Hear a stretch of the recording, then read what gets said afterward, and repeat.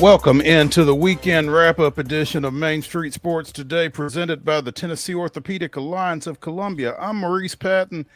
That is Wade Neely, and we will be here with you for the next couple of hours talking local, regional, and national sports content, including a Monday night ball game tonight between the Miami Dolphins and Wade's New York Jets, as he's sporting them today. Got to represent, yeah. Good to be with you, Mo. Good to see everybody and spend the next couple together. You are right. We got a couple of big MNF games, but I got my eyes on that one at 6:15 tonight. Should be fun. I understand. Somebody's going to get off the slide. Yeah, somebody's got to win. Which is more than we can say for our favorite local team that did not this weekend. We'll be talking more about the Tennessee Titans as the show progresses. We will also be talking a little WNBA. We like to say we go from preps to pros, and we will be going from preps to pros over this 2-hour period here. And, man, you're going to want to be here early if you've not already heard about this. Just stick around for a little high school talk here early on.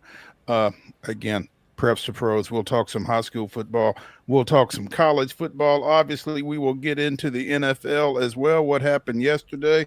What's going to happen tonight? We'll talk a little baseball as the Major League regular season has concluded. And I guess Wade and our fandoms are both up for grabs here in the postseason. We'll talk more about that later in the show as well. We, in the second hour, will be joined by BRYAN Fischer of Sports Illustrated to talk a little college football. In the next segment, we'll be joined by Jeff Metcalfe of the Arizona Republic to talk a little WNBA. And we will round out the show with the weekend wrap-up. We will tie up some loose ends from some golf, some soccer, some car racing, and probably a little hockey. So stick around. We're looking forward to it. It's going to be fun. Yeah, pretty pumped for this one because the biggest sports, it didn't all the way deliver, but it was never gonna totally live up to the hype. But we got pretty close with a ton of great college action on Saturday, the longest possible NFL Sunday with the international game, and then overtime that ends in a tie on Monday Night Football. The literally longest day you could have on Sunday. What more could you ask for to kind of break down now? And apparently.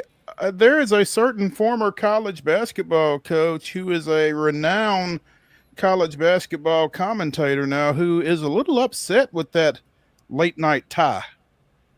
Dick Vitale taking to the socials and kind of castigating the NFL for allowing a tie.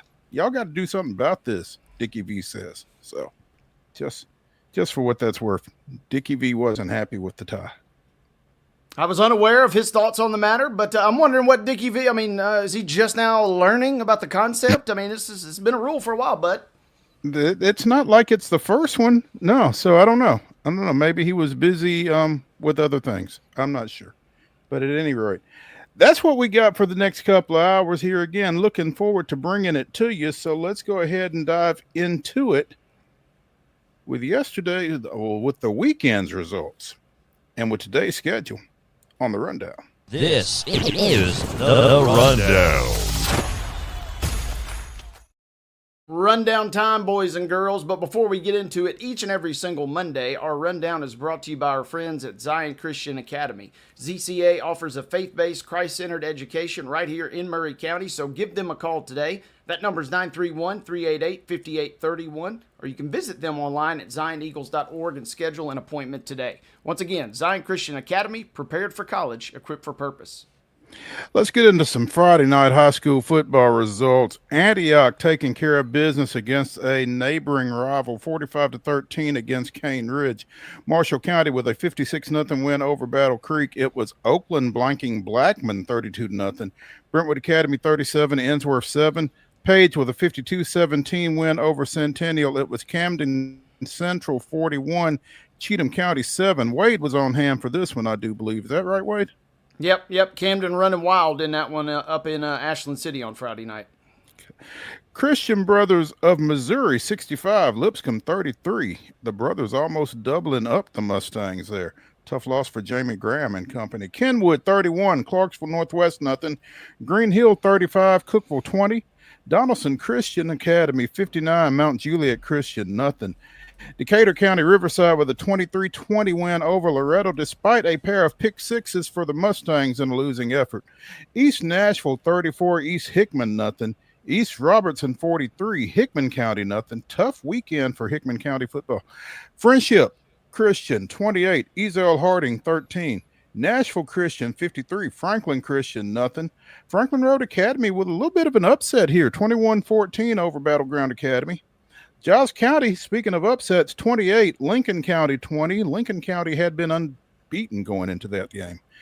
White House with a 37-0 win over Glencliff. It was Good Pasture 42, Columbia Academy 7. Grace Christian of Franklin keeps it rolling, 23-20 over Davidson Academy. Harpeth with a 21-8 win over Stewart County. Henry County defeated Brentwood 25-16. It was Houston County 32, Cornersville 7. Beach with a 42-0 win over Hunters Lane. Independence defeats Franklin 21-7. Christian Community 23, Joe Burns 21. And Wilson Central 29, Overton 6. Scores from Friday continuing. We got Kirkwood all over Dixon County, 49-14 was your final there. Stewart's Creek with a 35-0 victory over Laverne. Lebanon winning a nail-biter 7-0 versus Hillsboro on Friday night. Lewis County, they did the zip part. They also put up 51 points, 51-0 your final as they knock off Summertown. Liberty Creek with a 28-0 win on Friday versus Greenbrier. It was Baylor 45, MBA 18. White House Heritage and Maplewood playing to a low-scoring affair with Heritage coming out on top, 11-8 your final on Friday night. The rarely seen 11-8 score on Friday night. Clarksville Academy with a 23-16 victory over Montgomery Central. Mount Juliet with a 44-12 win over Clarksville Northeast. More scores: Mount Pleasant 48, Scottsdale nothing. Nolensville with a 42-14 victory over Lawson. Pope John Paul II 38, Father Ryan 7. It was Portland 17, Hendersonville 7. Middle Tennessee Christian with a 28-21 victory over Providence Academy. Ravenwood with a big win, 28-21 over CPA. Richland with a 37-7 victory over Eagleville on Friday night. Riverdale 41, Columbia 7. Rockvale picking up a 21-14 win over Siegel. Rossview blanking McGavock on Friday night, 39-0. It was Smyrna 40, Coffee County 7. Spring Hill with a 42. Points were not at a premium in this one, folks. 42-34 as they knock off Creekwood. Pearl Cone and Springfield played in an absolute classic, and it was Pearl Cone winning that one 35-33. Gallatin 35, Station Camp 25 as we come down the stretch here. Shelbyville 24, Summit 17. It was Sycamore with a wild win. We'll talk about it more in a moment. 31-30 over Fairview on Friday night. Watertown blanks Community 37-0. Clarksville does the same, 34-0 to West Creek. And capping your Friday night football scoreboard, Whites Creek with a 34-28 win over Westmoreland. We just spoke with William Darnell on Coach's Corner on Thursday, and the Cobras get it done. Come on Main Street Sports today. Good things happen. Bingo. Volleyball action from Friday. Murfreesboro Central with a 2-0 win over Cannon County. It was Columbia Central 3, Battle Creek 1, and Summertown swept Columbia Academy 3-0. On the pitch, Martin Luther King with a 1-0 win over Hume Fogg, and it was McGavock 4, East Robertson 1.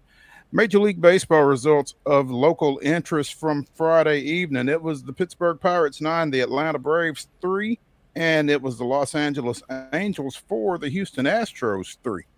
In the W semifinal action, the Las Vegas Aces held on for an 84-72 win over the Indiana Fever. Phoenix taking a 2-1 lead in its best-of-5 series against the Minnesota Lynx with an 84-76 victory.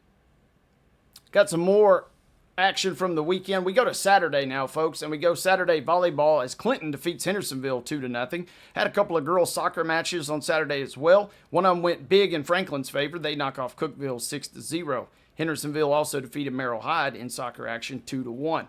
MLB on Saturday, it was the Pirates defeating the Braves 3-1. The Astros knock off the Angels 6-1. Big old college football scoreboard on Saturday. It was Vanderbilt 55, Utah State 35. Austin Peay all over my beloved Trailblazers of Utah Tech 42-10.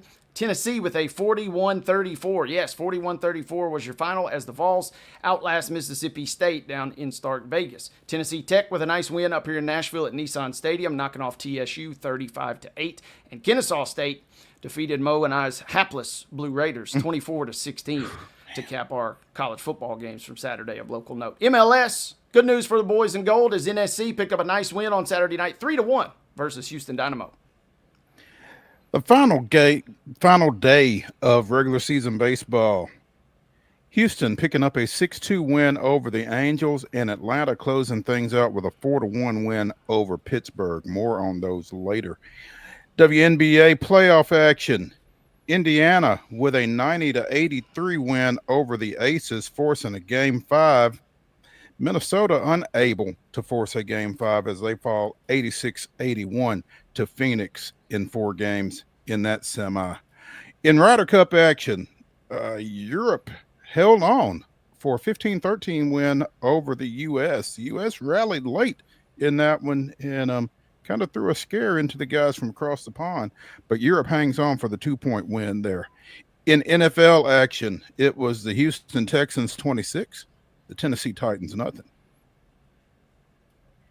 Let's go to your schedule for today, folks. Got a lot of volleyball action that cranks up at 5:30 as Columbia Academy travels to BGA. Franklin Christian is on the road at Providence Christian. Loretto visiting Spring Hill tonight. At 5:45, it'll be Franklin Classical at Zion Christian. Also at 5:45 this evening, Grace Christian Franklin at Middle Tennessee Christian. 6 p.m. showdowns now. Moore County will be at Battle Creek. Marshall County travels to Culleoka. Lincoln County will visit Eagleville. Giles County on the road up at Hampshire. It'll be Smyrna at Murfreesboro Central Magnet. Independence traveling to Oakland. Wilson Central visiting Riverdale. And capping your volleyball schedule for this evening, Stewart's Creek will battle Siegel at Siegel beginning at 6. Girls soccer action this evening, 5 o'clock first touch for Christian Community at Davidson Academy. Also at 5 o'clock, Smyrna is at Laverne. Hunters Lane travels to Springfield. 6 o'clock starts for Good Pasture hosting Hillsboro. Also, Cheatham County is at Harpeth at 6. At 6:30, St. Cecilia is at Battleground Academy. It's at 7 o'clock start for Huntland at Giles County. And also at 7, Clarksville is at Pope John Paul II. NFL action, closing out week 4 tonight. We've got a couple of ball games, not a doubleheader because they're going to be going on at the same time.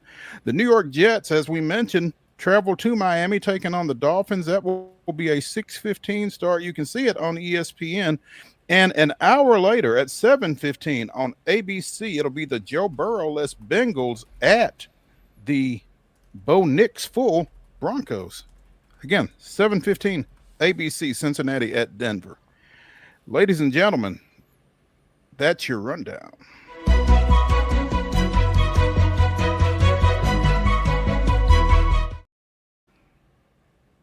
Your top story brought to you as always by the fine folks at Piggly Wiggly in Neely's Mill in Columbia. Be sure and check out their delicious daily deli lunch options available from 11 a.m. until 6 p.m. Also, their hand-cut meats and everything is cost plus 10%.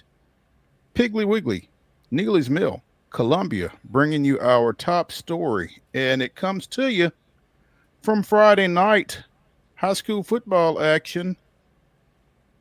We mentioned Sycamore with a 31-30 victory over Fairview in Region 6-3A action.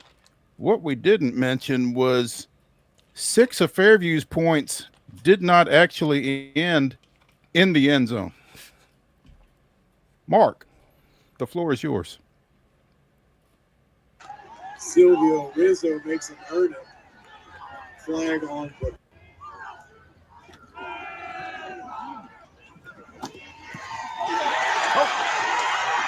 Pass is intercepted. Silvio Rizzo makes him earn it. Flag on foot. Make some earn them, the PA announcer said. love that. I love that. What you just saw was quite possibly one of the wildest things I've ever been familiar with at the high school football level. Sycamore quarterback Cody Scalf threw an interception. As you saw, Gage Proctor picks it off for Fairview at his 32-yard line. and it's headed the other way with nothing but grass. I started to say green grass, but that would not have been accurate, I don't think. Nothing but grass in front of him until Sycamore linebacker Silvio Rizzo came off the sideline and brought Proctor down just past the 50. Bonkers situation on Friday. If there was a play out, there was an Alabama player that did something like this in a bowl game back in like 1954, I think it was. That's the only other time I'm familiar with anything like this. So when you're talking about something that happens once every 70 something years, I mean that's a little nuts. But it took the officials about 15 minutes to sort everything out, according to Casey Patrick of the Cheatham County Exchange, who was actually on hand for this. I cannot imagine seeing that live, but officials, coaches, and administrators came together on this.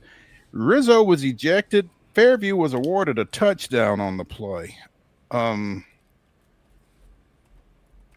Fairview missed the extra point, making it 6-0.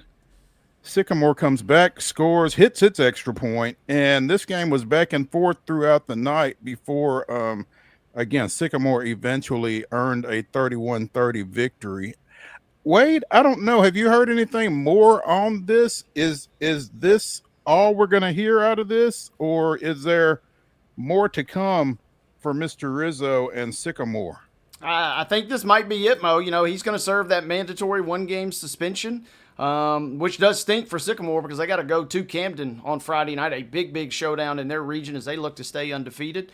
But yes, it seems like it'll be the 1-game suspension. You mentioned everything about this was crazy. The timing of it, we had to go deep on the Google. You know, they rule it a, quote, palpably unfair act is the rule. I was wondering how you score this play. I mean, there's so many questions you have about this. But at the end of the day, it happens in the second quarter. And Silvio Rizzo is one of the, if not the top playmakers on defense for Sycamore.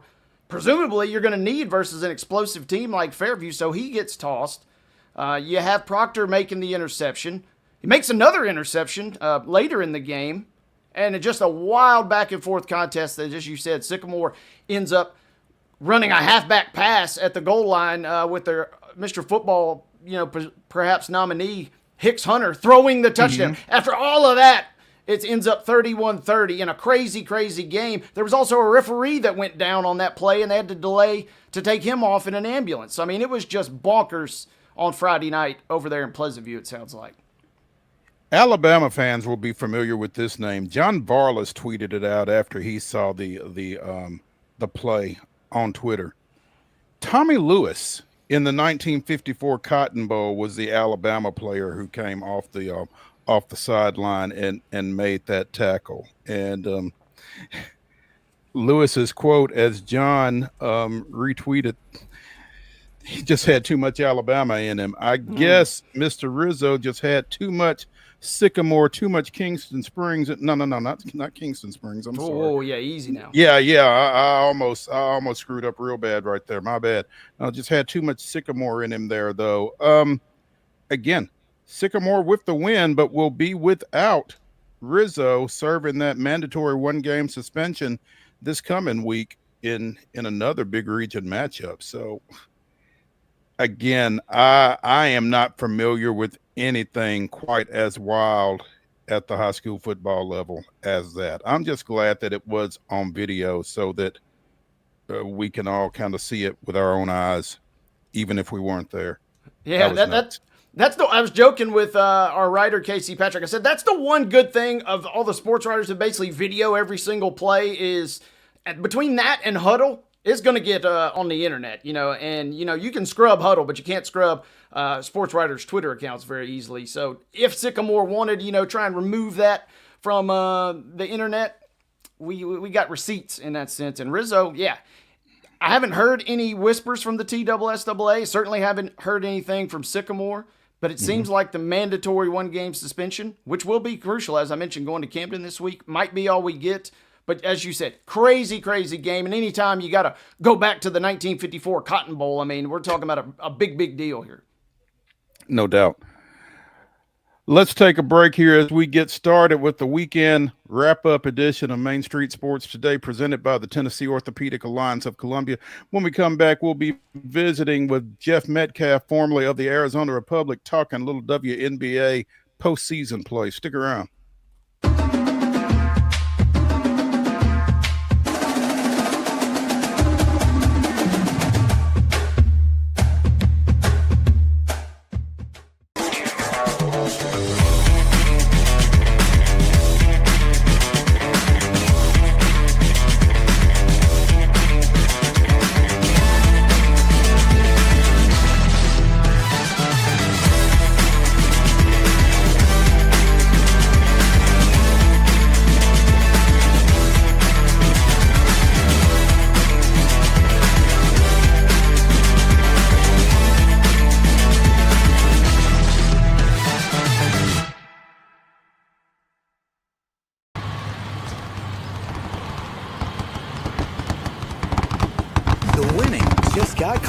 All new sportsbook, the latest gaming machines, live horse racing, and more. The Mid-Gaming Hall, Kentucky Downs. Winning just got closer. Deep in a forest at Nashville Zoo, new creatures here for you to view. Phantoms graced in black and white swing high in trees of dappled light. In rocky crags, tall and steep, small antelopes with nimble feet. A wise old man with beard of white, a sentry perched on stony height. Amidst it all, a hunter lies, with coat of gold and steely eyes. A new adventure just for you. Leopard Forest at Nashville Zoo. Open now. Busy bee, yeah, busy bee. If you need... Hold on, y'all, hold on. I need to make a call.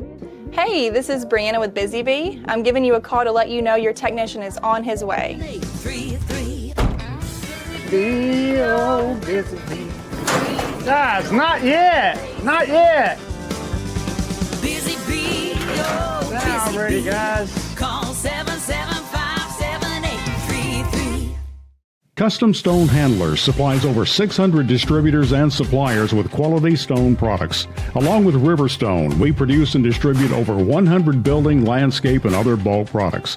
Our goal is to provide quality products, service, and partnerships to ensure our customers' success. We firmly believe the measure of any person or company is how you treat other people and customers. Give them a call at 931-490-4990 or visit CustomStoneHandlers.com.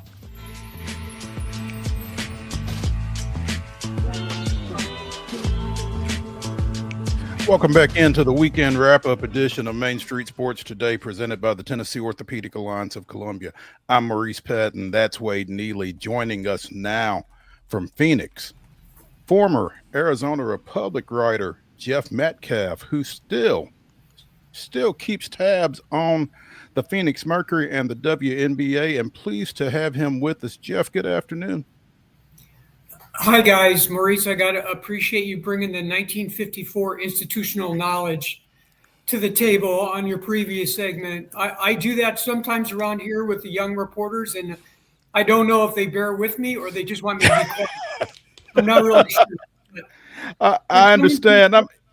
It's good when you can give reference to stuff, man, and I can do that a little bit, so it works out well. But what I can't give reference to, Jeff, is I'm not sure I've seen a snap quite like Cheryl Reeves's on Friday night, late in that Mercury Lynx Game 3 matchup. Well, I agree with that. I've never seen one like that in person. Let's put it that way. When you look at the totality of what happened, both of her technical fouls, the way she berated the officials before getting tossed. She threw some F-bombs at the fans on the way out, and then what she said after the game, which was kind of tantamount to, questioning the integrity of the league when it comes to officiating. So I sort of think she made the decision to get a suspension herself. I don't think the league had any choice. Yeah, she kind of went scorched earth from the get pretty much, but That said, Jeff, she hasn't been the only one who has had issues with WNBA officiating over the course of this season. Now, I mean, the play in question, was it a bad call? I think it's kind of borderline, could have gone either way, but I mean, she was committed to that and took it all the way to its full conclusion, I guess, which was yesterday's loss with her suspended and obviously with Nafisa Collier out. And, you know, maybe Phoenix wins that game anyway. I don't want to take anything away from the Mercury, but the fact of the matter is Reeves isn't on the sidelines. Fee isn't in the game, and Phoenix wins. Yeah, well, it's definitely a big factor. You know how that works sometimes, though. It can lead to an energy boost for the people that are, there taking Collier's place. Eric Thibault was the acting head coach. He's been a head coach in the WNBA before. So they did have, I would say, some things going in their favor, which played out at the beginning of the game. They went ahead 12-1. They later led by 14. Going into the fourth quarter, they led by 13. So it wasn't like they rolled over and weren't competitive in that game. And I guess you got to give the Mercury credit being down 13 and then scoring 31 in the fourth quarter. And, in the second game in Minnesota, they came back from 20 and won that game. And Collier was playing and Cheryl was on the bench. So, really, I think it's a bit of what Minnesota was missing, but it's also what Phoenix is doing right now. There you go. Jeff, as we kind of watch this play out, and it becomes a bigger and bigger story. I don't know about you guys, but I kind of landed two things can kind of be true at once because on one hand, I see the issue where Cheryl Reeve might take her position, and whether that means publicly or privately, but also, I can see where the league has to come down and do this. And Jeff, I'm just really curious because Phoenix has been such a puzzling team to me all year. And now they suddenly, after ebbing and flowing all year, they find themselves now just awaiting who they're going to play in the championship series. What have you kind of seen in terms of the emotional roller coaster with this team, and kind of where would you say their spirits are entering these finals? Well, part of the reason for what you just said was that they had a significant number of injuries in the early part of the season. They didn't really have their quote-unquote big three together until the middle of June. And then even after that, they had Satu Sabali miss games on both sides of the All-Star break. So trying to kind of mesh this new post-Diana Taurasi, Brittany Griner era together, everybody here pretty much thought they've got some really good pieces, but you didn't get to see it in its totality until we got to, I would say, probably late July, early August. And then at that point, Nate Tibbetts, who's in his second year at the head coach, pretty much just reduced his rotation down to 8 players. And they've had a number of role players off the bench that have really helped them during this period when players were out. But he pretty much said, look, we got to get our 8-person rotation ready as soon as we can. And remember, he's kind of coming from an NBA background too. So he's probably got a number in his head like, this is the number of games when we need to kind of narrow it down and get ready for the postseason. So then at the they had a nice 6 or 7 game win streak late in the season. Then they rested some people and ended up losing the last 3 regular season games. But that was more like, we're locked into the number 4 seed. It doesn't really matter. We're gonna lean on the side of getting some players some rest. And so that's a little bit. They still were 27-17. They won the tiebreaker over the Liberty, and that was important because they met in the first round, and the Mercury got the 3rd game and won that series 2-1. So, that puts you in against Minnesota, the number 1 seed and the team that had been dominant all year long. The Mercury lost that season series 3-1, but they were missing 2 of their big 3 in all 4 of the games they played against the Lynx during the regular season. So, it's kind of just a different, more composed and not more composed, but more experienced team with this group of players in the playoffs than anybody saw during the regular season. Well, more on that, Jeff. Speaking of those big three, Alyssa Thomas, about a month or so ago, right before Asia Wilson really took off, she was a viable candidate to maybe take home your MVP award. I'm curious, we know what she can do, certainly in the regular season. How have you maybe personally, or what have you taken away from her impact now, really just all over the court, as the Mercury have now thrust themselves just a couple of wins away from a championship? Yeah, it's been interesting because I told some people before the season started that Alyssa Thomas is kind of player that when you watch her game in and game out, she's on your team, you watch her the totality of the season. That's the only way you really understand what Alyssa Thomas brings to the table. When she was at Connecticut, like for us being in the West, we didn't see enough Connecticut Sun games, I think, to fully appreciate what Thomas was doing with that team. And now we're seeing it. It's kind of like my best comparison would be when the Suns got Chris Paul. You kind of knew here how good Chris Paul was, but then you watch him every single game and you go, oh my gosh, this guy is phenomenal, even at the latter stages of his career. And Thomas she's getting up there a little bit, but she's still playing, prime level basketball. And I'll tell you this, when she gets the ball and she's going coast to coast, they call her the engine for a reason. And you don't want to get hit by the engine, I'll tell you that. So, her speed, just the triple doubles, her vision, all the things she brings to the table. And you could see, if you've watched some of these playoff games, the chemistry that she's got with DeWanna Bonner from when they were teammates at Connecticut. And in that fourth quarter yesterday, the two of them scored 21 of the 31 Mercury points to put that game away. So, you've got Thomas, you've got Sabali, Kalia Copper is in her second year here.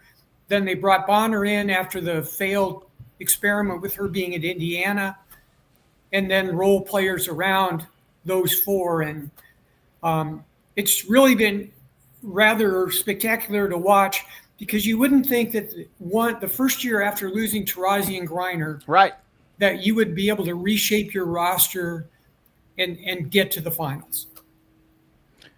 Jeff Metcalfe, formerly of the Arizona Republic, joining us here on Main Street Sports today, presented by the Tennessee Orthopedic Alliance of Columbia. Phoenix, again, wins 84-76 on its home court in Game 3, and then closes out the series yesterday with an 86-81 victory to claim a spot in the WNBA Championship Series. And Jeff, you just talked about it. Wade just talked about it. I don't know that this team, this franchise, has gotten enough credit for, accomplishing what they've accomplished this year in the aftermath of Diana Taurasi's retirement and Brittany Griner's leaving as a free agent, going to the Atlanta Dream this year. I think Nick Uren is the general manager here. He's in his second year too. And I think the collaboration between him and Nate Tibbetts they're very much on the same page in terms of what style of basketball they want, what kind of personnel they want. And I think that's part of the reason that they didn't really make an effort to bring Brittany back. I think they felt like, we're going to do the best we can. This even predated the year before. We're going to do the best we can as long as Taurasi is here, to try to put a competitive team around her. But I think they knew all along they wanted the kind of sort of point forward, mobile transition type basketball. They wanted to have Thomas and then surround her with shooters even more than what she had at Connecticut. That's part of the reason she led the league in assists. And when they started the season, they only had two players back from the previous season. Copper, who had only been here 1 year, and Natasha Mack. Those are the only players who were here in 2024. So that's a pretty dramatic roster reinvention, if you want to put it that way. No doubt. Meanwhile, as you look at that other semifinal series with the Fever and the Aces, the 6th-seeded Indiana Fever, the 2nd-seeded Las Vegas Aces, you feel like that if you are the Mercury, the Fever would be the more favorable matchup, but I'm just not sure that that's necessarily the case. Wade likes to refer to him as the zombie Fever. You know, they've got a full starting five over there in dress clothes from game to game, but they keep finding a way to get it done. I mean, who do you want to see? Now, on the other hand, the other team has the MVP and possibly the best player in the league in Asia Wilson. So it feels like it's a no-brainer, but at the same time, this Indiana Fever team isn't going away, clearly. No, and you got to give Stephanie White and those players that the survivors, if you want to call them that. You know, I think one thing about the Fever is Caitlin Clark takes up so much of the oxygen in the room, and with good reason, because she's such a great player. But I think to some degree, it took away from Kelsey Mitchell, took away from Aaliyah Boston. And people didn't fully realize, oh, yes, we've lost Clark, you know, we've lost Cunningham, we've lost Ari McDonald, Colson. I'm sure I'm forgetting somebody. You know, we lost all these people, but we still got Boston and Mitchell and Lexi Hull and, you know, and Stephanie White as a high-level coach. And I think that's what people are learning now is, you know, this is how good Indiana is with this group and could have been even better if Clark had been there all year and some of these other players that are out. So, yes, I think anybody that follows the WNBA at all would say you'd rather play Indiana in the finals than play Las Vegas, you know, and partly because of Wilson, but again, you know, it's 2-2, and the 5th game is in Vegas, so you know you think the Aces would win, and that's the way that finals would go, which would be a rematch of the 2021 semifinals that the Mercury won in 5 games, and then they played Chicago in the finals that year and lost to the Sky. I don't think the Sky have been good since then. And Kalia Copper, ironically, was the finals MVP in 2021, and now she's here. So, you know, there's some interesting connections there if that's what it ends up being. But I do give Indiana a lot of credit. I just didn't think that they'd be able to pull off where they are right now. Their run, Jeff, kind of reminds you of, well, an NBA franchise that made a similar run from the same state this year where you just can't get rid of the Pacers. You kind of somehow just can't get rid of these Fever right now.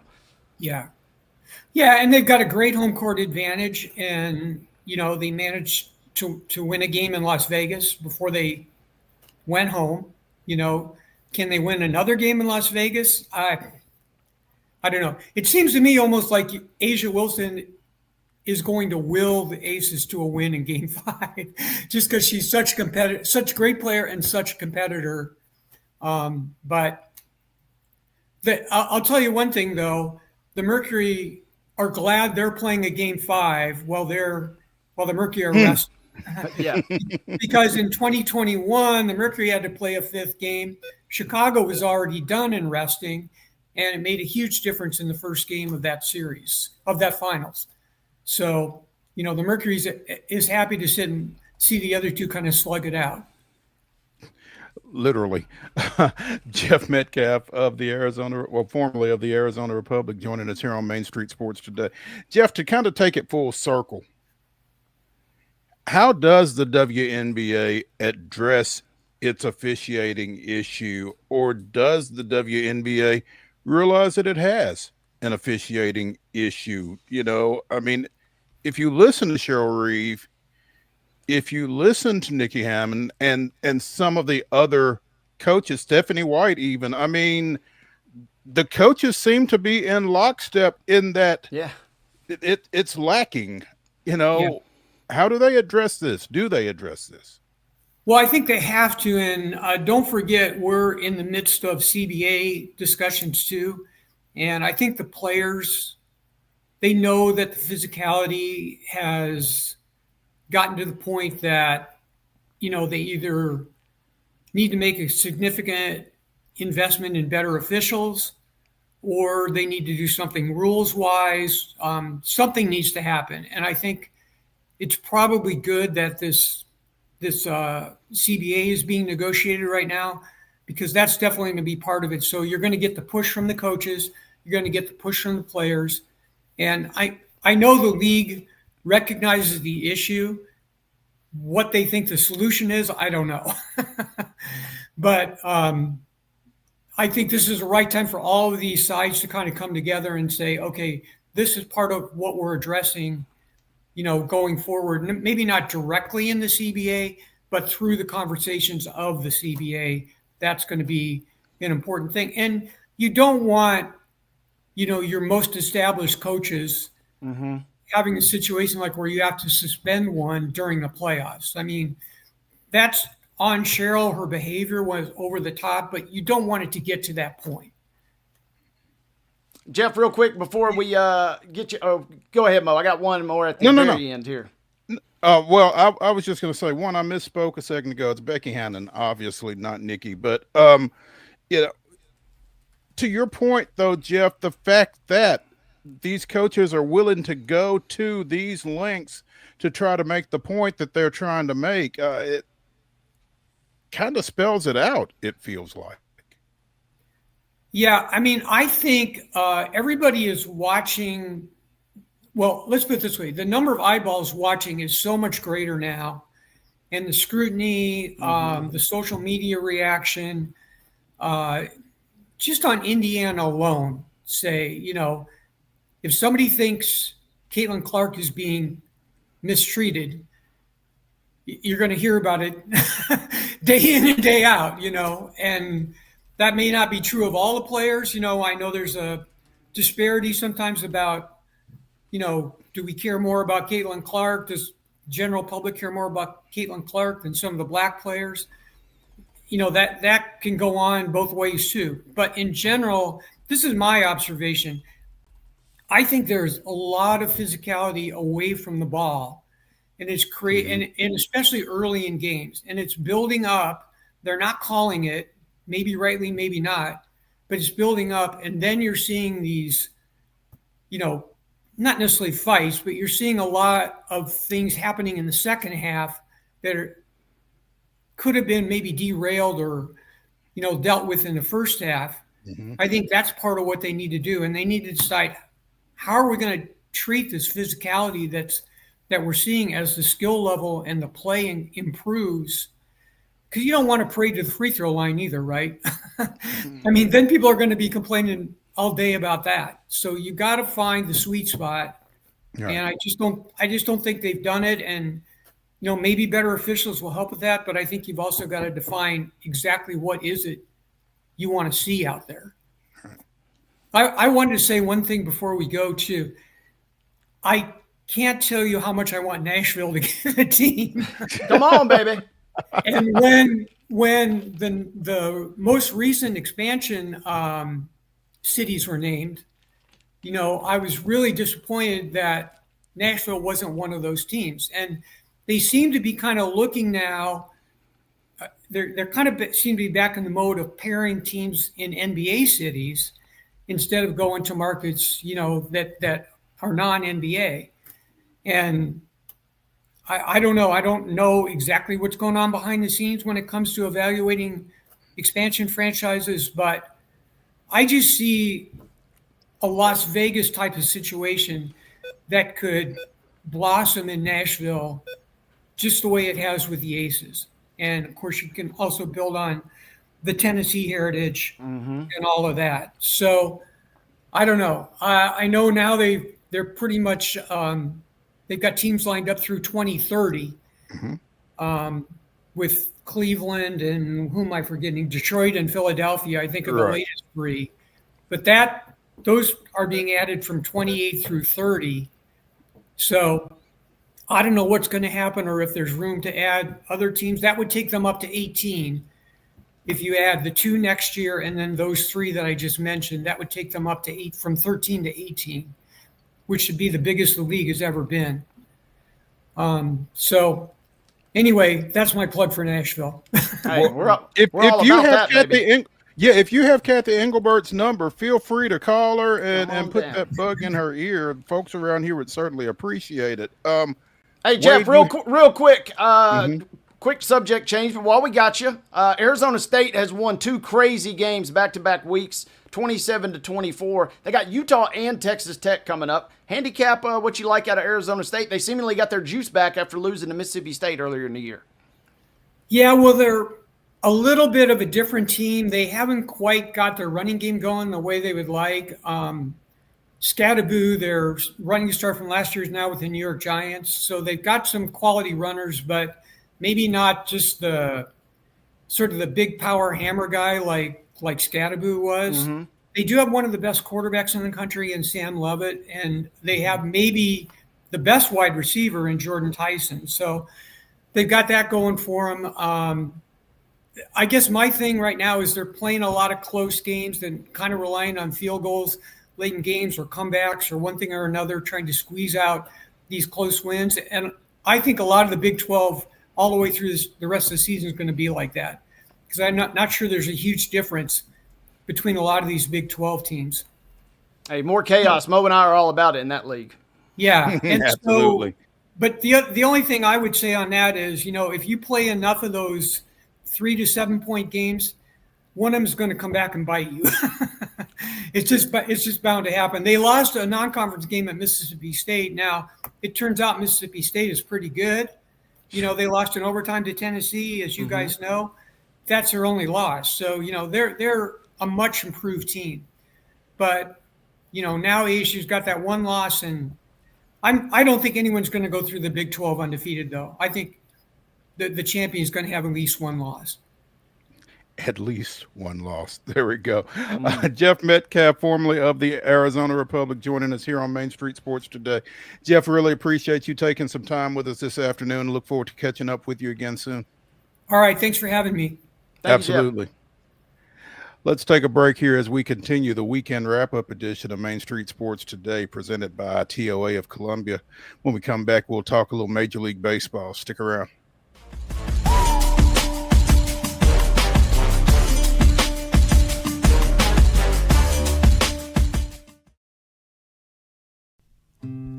Columbia Power and Water Systems is dedicated to bringing our customers reliable, local service. Whether you're turning on a light switch, your faucet, or streaming on TV, our dedicated team members from here in Murray County work every day to keep you on. If you need us, call us 931-388-4833 or visit cpws.com. CPWS, local service, local support.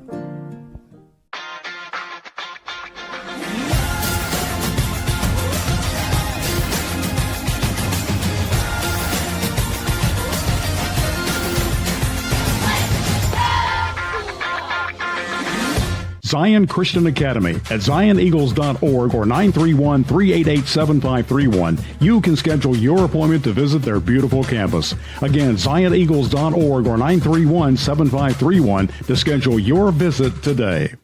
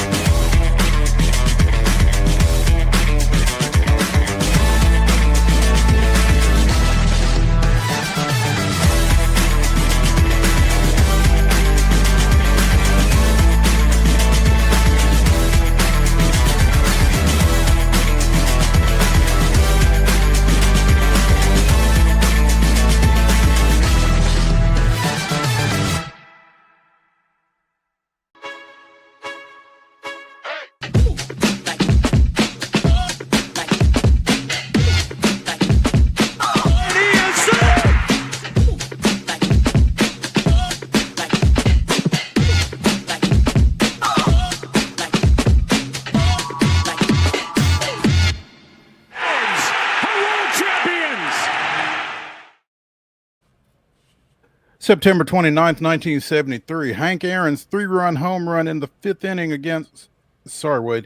visiting Houston, was his 40th of the season, with Darrell Evans hitting his 41st as well in the 7-0 victory, and Davy Johnson ending the year with a team high 43.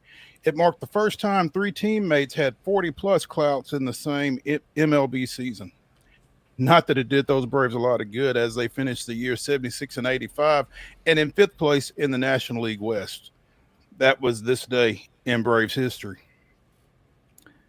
The 2025 Atlanta Braves matched the 1973 Atlanta Braves with 76 wins, getting their 76th win yesterday in the final game of the season, defeating Pittsburgh 4-1. Again, finishing up 76-86. The Braves had a tie game. I guess it was a rain out in 73. But Braves finishing 4th, 2 games behind the Marlins, and had a chance, but lost Friday and Saturday to Pittsburgh before getting all the feel-good stuff yesterday. Charlie Morton got the start, got a strikeout in the second, and was immediately lifted. Chris Sale came in for him out of the bullpen. Nice tribute to Charlie at Truist Park yesterday, prior to and upon his removal. Ronald Acuna hit one final no-doubter, and Atlanta goes into the offseason. So, yeah, not a great shock. We've had plenty of time, if you are a Braves follower, to get used to the fact that this team was not going to be in the postseason. So, like I said at the onset, we get to figure out who we're going to root for now. But unfortunately, Wade also gets to figure out who he's going to root for, because despite a 6-2 win over the Angels yesterday and an 87-75 finish, the Astros are out of the postseason for the first time since 2016. Been a long time. It has been. That's almost 10 years.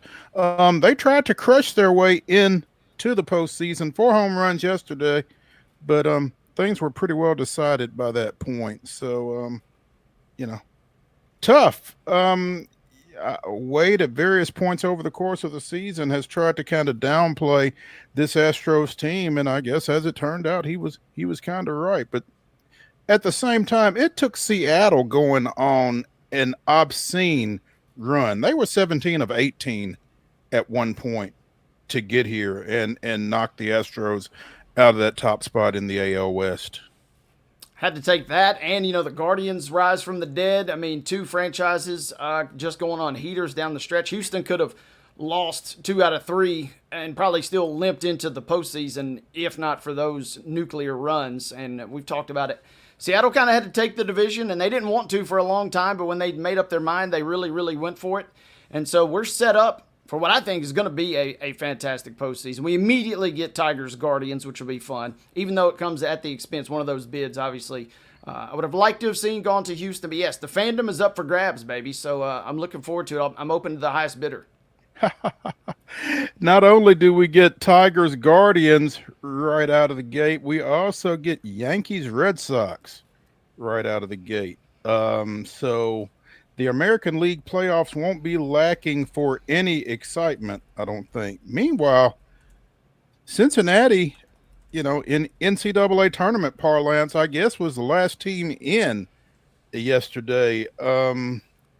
With the Mets falling to the Marlins, and Cincinnati lost as well yesterday, right? But they have the tiebreaker over the Mets. So Cincinnati gets in as your number 6 seed, I do believe. So, and co-host David Wilson sent me a tweet from OptaStats. The Reds are the first team in MLB history to have no qualifying batter hit 270, no batter hit 25 home runs, no pitcher won 15 games, and no pitcher struck out 200 in a non-shortened season and still make the playoffs. So this is kind of a no-name team, a team effort team, clearly, but they're in. And 3 teams out of the Central made it. Yeah, loaded Central Division, and the Reds kind of they weren't on quite the run, it felt like, that we talked about with Detroit and Seattle out of the Central and West there in the AL, but Cincinnati, just kind of lurking, and the Giants fall off. More on them in a second, but the Giants fall off, and then all of a sudden, you're wondering, what are the Mets going to do? We've talked a number of times, they just go into free fall mode down the stretch. Not saying they weren't just kind of the last team standing, but they kind of were in many regards just looking around like, well, if nobody else wants it, we'll get in there. They got just enough of a record to get in. So kudos to the Reds fans. Redlegs getting in here into the postseason. Terry Francona gets it done again, man. It's pretty amazing there. So your postseason matchups, again, you've got Detroit and Cleveland, you've got the Yankees and Boston in the wild card round, you've got Cincinnati and the Dodgers, and you've got San Diego and the Cubs. Your top two seeds out of the American League are Toronto and Seattle at 1-2. Out of the National League, it's Milwaukee and Philadelphia at 1-2. So some interesting stuff. I think, Wade, I'm jumping on the Milwaukee bandwagon at this point. With all the sounds be that careful were up with and that. back. That usually don't end well. Just be careful with that. Yeah, I know. But, again, that just feels like there's some familiarity there with that team and with that personnel and that kind of thing. Yeah, it usually doesn't end well. But, as I look across this playoff landscape, that's probably the most palatable pick for me. I'm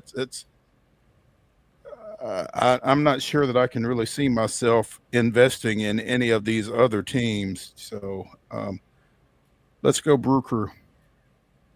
David Wilson is quick to point that out to me a number of occasions. He said, buyer beware. They're on this run now, but let's see what happens in the postseason. So and he knows better than anybody. But all that being said, yes, to that point, Milwaukee, despite that record, despite that insane, run that they really run on and kind of looked like absolutely the best team in baseball, they have the 5th best odds to win the World Series. So this seems kind of wide open more than it ever has been, honestly. Certainly on the American League side, things look pretty wild. You won't be shocked if the Dodgers obviously take care of Cincinnati. If that happens, then Philadelphia or LA is guaranteed to get to the NLCS. So great chance, or you feel pretty good about them, whoever they run up against in that particular series. I don't know. It's going to be wide open. I don't know that we're maybe looking at a team like the Reds. If you were to rank all those, 1 through 12, to me, they certainly would be the 12 in that sense. Right. I don't know that they could go on a run quite like that. But then again, this postseason is one that you never know what the heck is going to happen. Yeah. The Mets edged out by the Reds. Their owner took to the socials and apologized to their fan base for not getting it done this year. The Giants also missing out on the postseason, and I don't know that any tweets came out, but Bob Melvin has been dismissed after finishing 81-81 this season. They looked like they were going to be a factor in the West and came up a little bit short. Again, 81-81 this year. 161 and 163 in Melvin's 2 seasons. Luckily for him, the Giants in July picked up his contract option, so if he doesn't get another gig, at least he gets paid. But Bob Melvin out in San Francisco, and College Grove resident Bruce Bochy being mentioned as a possible replacement for another run in San Francisco. Bochy's contract with the Rangers expired yesterday when they didn't make the postseason. So, and there are ties between he and director of operations, I guess, Buster Posey, president of baseball operations, Buster Posey. So, could be Bochy 2.0 in San Francisco. Yeah, and they will be a team to watch. They kind of always are, especially with star power at their disposal like that. But, they make the big trade, the big splash right there in the middle. And at the time, everybody's saying, what are the Red Sox doing? It felt like all the conversation was that it was almost a borderline fire sale type deal, fleecing, if you will, Mo, in that sense. But here we find ourselves. The Giants not only don't make the postseason, they're firing folks, and they're kind of back to the drawing board in many respects. They'll be in the mix, but that's not really good enough for that franchise, as we've seen and as we saw that news coming out today. Yeah, they've got a roster that really makes you feel like they should be in the mix, but the Giants have missed the postseason each of the last 4 years, and they've been out 8 of the last 9. So I don't know that it's all Melvin necessarily, but he's the one that's paying for this shortcoming. Yeah, when you're in a kind of, in some regards, pay to win sport and you don't win, that it makes you kind of a little suspicious. And the Giants have the 9th highest payroll in MLB. Pulling from Spotrac.com. So, I mean, if 12 teams make the postseason and you're in the top 10, what are we doing here as they miss out? So, back to the drawing board in a sense, and they have some questions, but they'll be in the mix. It doesn't feel like they're ever going to be just downtrodden. Right. The AAA championship game took place Saturday in Vegas. I think it was originally scheduled for Vegas, but the Las Vegas Aviators got walked off by the Jacksonville Jumbo Shrimp. 8-7 was the final in that one game championship game Saturday night in Vegas. The Aviators, the AAA affiliate of the Athletics. Obviously the Jumbo Shrimp are the Marlins AAA affiliate. So big win for the Jumbo Shrimp there. Congratulations to them. Let's take a break as we end our number 1 of the weekend wrap-up edition of Main Street Sports Today, presented by the Tennessee Orthopedic Alliance of Columbia. When we come back for our number 2, we've probably put it off about as long as we credibly can. Let's talk a little Tennessee Titans football. Stick around.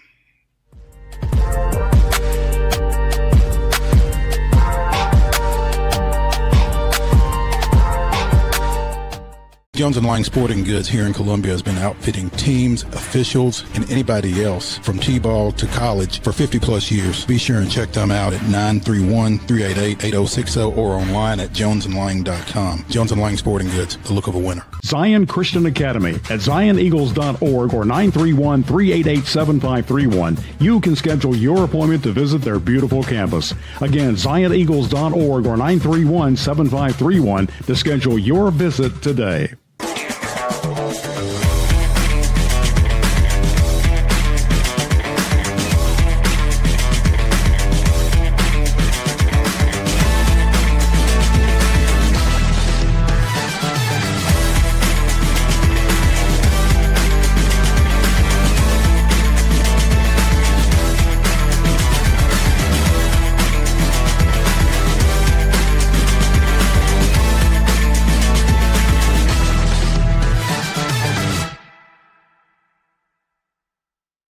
Is your internet slowing you down?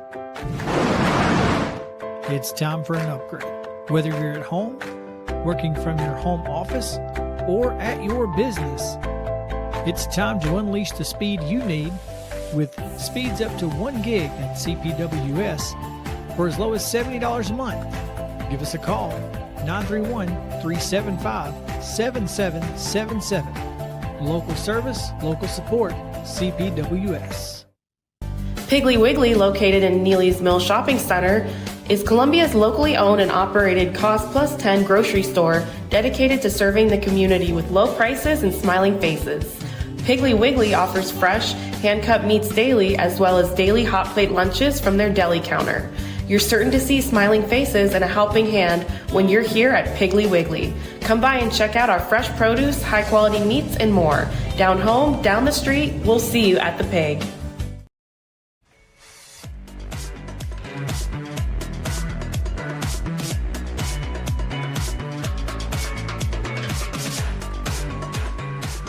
Our number 2 of the weekend wrap-up edition of Main Street Sports Today, presented by the Tennessee Orthopedic Alliance of Columbia. Get started right now. That's Wade Neely. I'm Maurice Patton. Final out of Houston. Texans 26, Titans nothing. That was the 0-3 Texans 26 and the 0-3 Titans nothing. This game was what, 6-0 at the half? Is that right? Yep, as ugly as predicted. Yeah. And, we talked to Steve Lehman from News Channel 5 last week, and he pointed out all of the dangers of a Titans loss in Houston, in light of some of the connections between the ownership group and that city and different things like that. It wasn't going to bode well, and it doesn't, you wouldn't think, bode well, but it's been, surprisingly quiet thus far out of Ascension St. Thomas Sports Park today, in light of, the first shutout in quite a while, since 2019. So, first one since 2019, and the first time the Texans have thrown a shutout themselves since 2010. It was as bad, realistically, as you could get. And the tough part for this one, Mo, is it was bad across the board. No real unit. Maybe a couple individual performances were above average. We'll maybe stop there, or borderline impressive, dare I say. But everything was bad. Special teams, after starting the year 10 of 10, Joey Sly cannot make a field goal, and the Titans special teams, which had shown great improvement, suddenly it's not going all the way back to last year, but it's kind of fallen off in that regard. And for a team that is going to have to scrape for every single point, based on what we've seen out of this offense thus far, you got to bank on those. It was a real grim watch for the folks here in Nashville as the Texans didn't necessarily blow. It was 6-0 going to the fourth quarter. Just an ugly, just putrid game of football. But that's kind of maybe the way it should be between those two franchises and two AFC South teams. But the Texans, finally the dam burst on the defensive front for the Titans there, and they put up 20 spot in the fourth quarter to win that one, 26-0. One thing that we did figure out yesterday, if you don't want to know, don't ask Cam Ward. Because yes, he's going to tell you. Somebody asked him what's going wrong. He said everything from an interception to a penalty to an incompletion by me, a bad ball. And once we pass the 50, we are just not continuing the drive. If we keep it a buck right now, we're not good. So, I think you have to appreciate the honesty from the kid. I'm not sure that maybe everybody wanted to hear that, but maybe somebody needed to hear it. I don't know. But to be fair, he's saying what I think everybody knows. The Titans aren't very good. Absolutely. I was with Blaine Keller on the Tennessee Pro Football podcast this morning, and that's the exact point that we all three of us are in agreement here. He's kind of saying out loud what a lot of people are thinking, and a lot of people have seen with their own two eyes.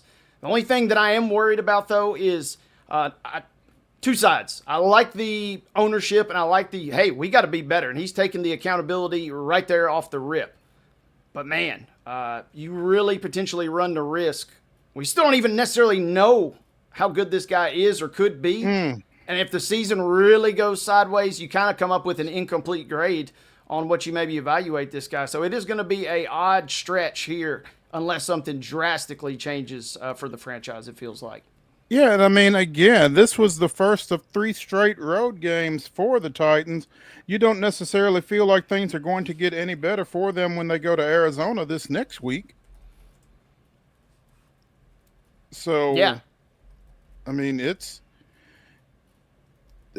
not good. And I don't know where the relief necessarily comes from.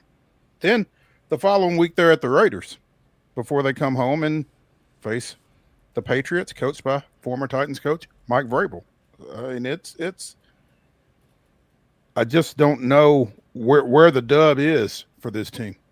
Yeah, and again, kind of even to that microcosm about special teams, they have to have almost everything go right. And thus far, nothing has gone right, whether that's injuries. Dan Moore, I suppose props to him. He was listed as questionable with an illness just hours before the game, which was his birthday, by the way, yesterday. So that was some fun social media fodder on some speculation there.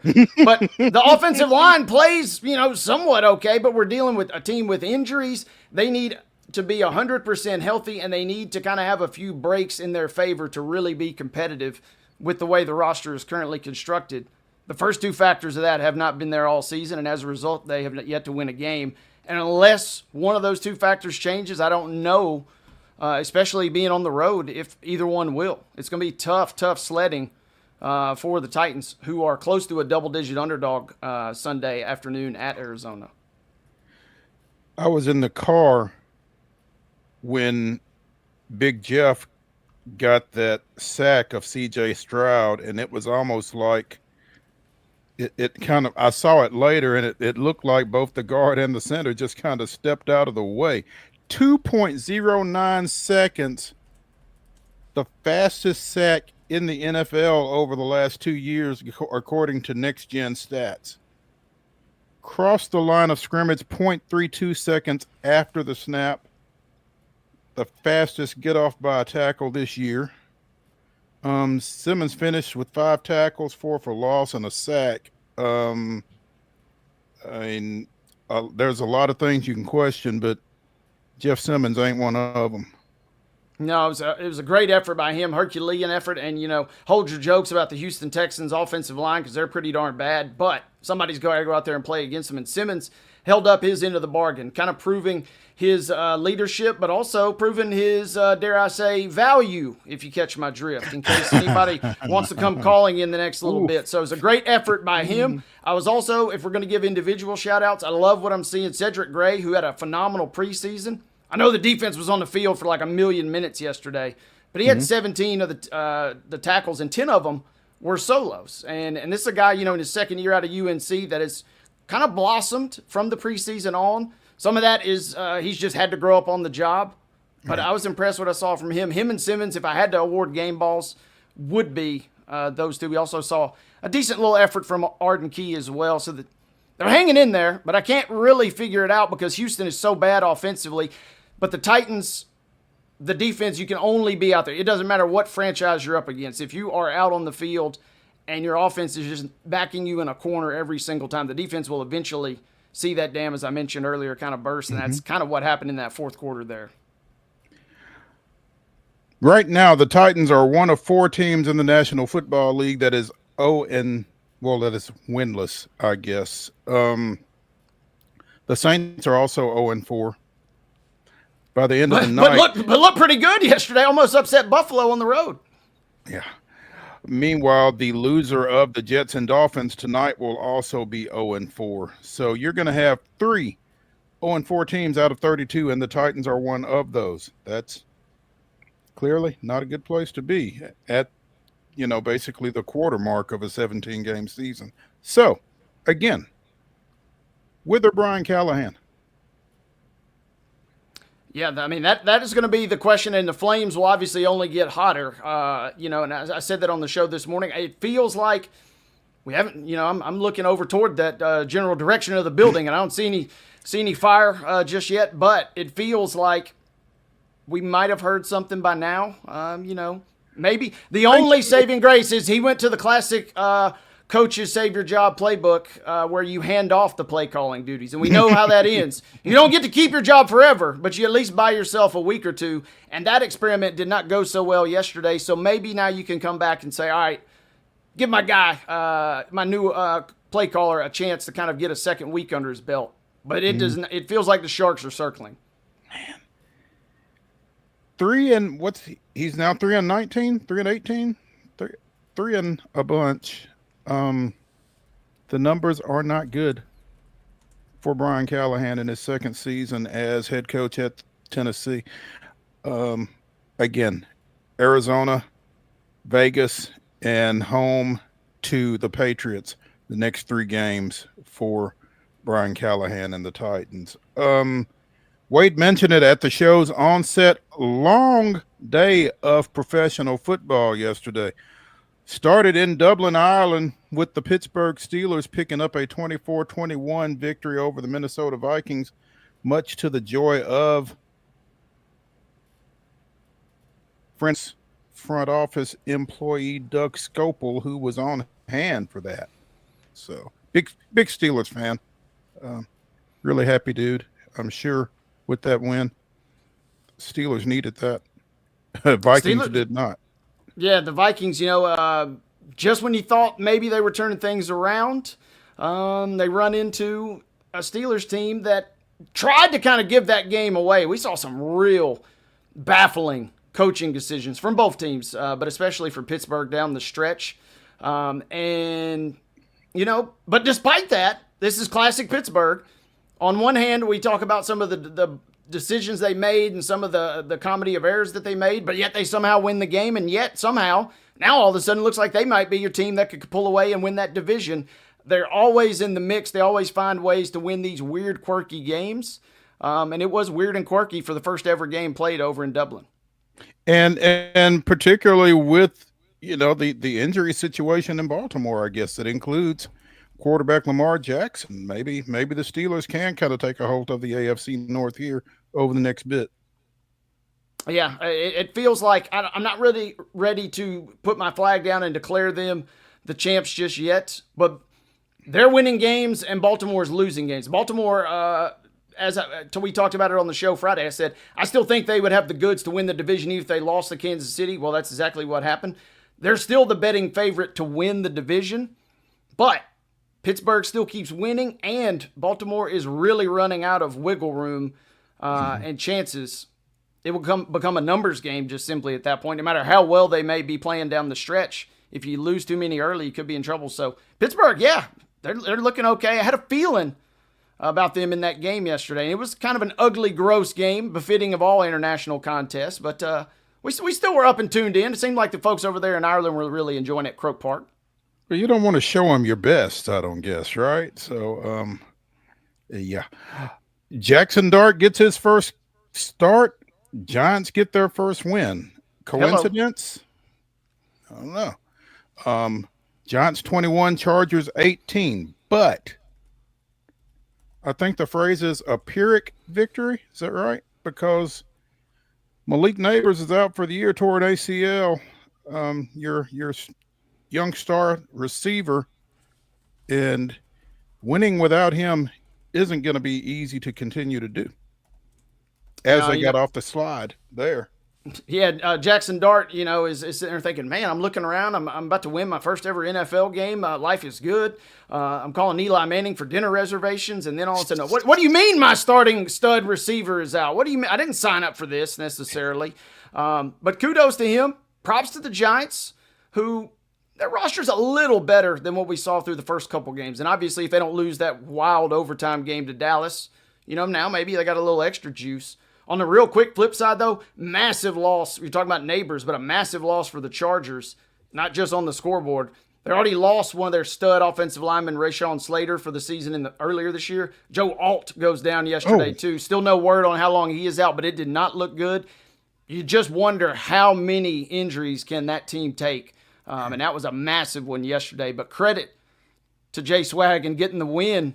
Flashing the chains and all, man. He was looking good. He's looking the part, if nothing else, up there in New York. There we go.